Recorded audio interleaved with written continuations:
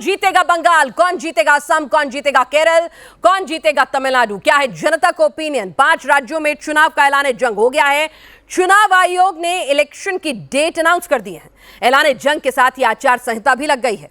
5 राज्यों का opinion poll शुरू करने से पहले 5 राज्यों के चुनाव को समराइज कर देते हैं आपके लिए।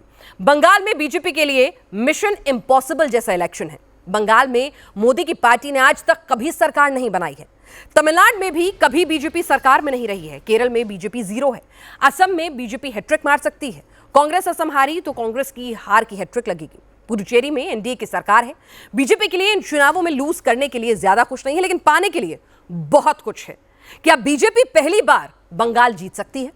मोदी की पार्टी ऐसा दावा कर रही है। असम के बारे में बीजेपी को कोई डाउट ही नहीं है, ओवर कॉन्फिडेंट है। हिमंता बिस्वा शर्मा असम की नब्ज को अच्छी तरह से समझ चुके हैं और उसी के मुताबिक अपने पत्ते फेंक रहे हैं। वो कह रहे हैं ठीक है, मैं तो पोलराइजेशन करके इलेक्शन जीतता हूं। तमिलनाडु में एक्टर विजय एक्स फैक्टर बनकर आए हैं।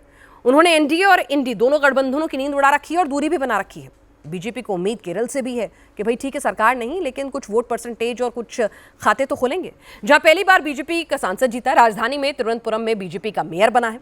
केरल में विजयन के साथ 10 साल की एंटी इनकम्बेंसी है और कांग्रेस के घर में फूट दिख रही है।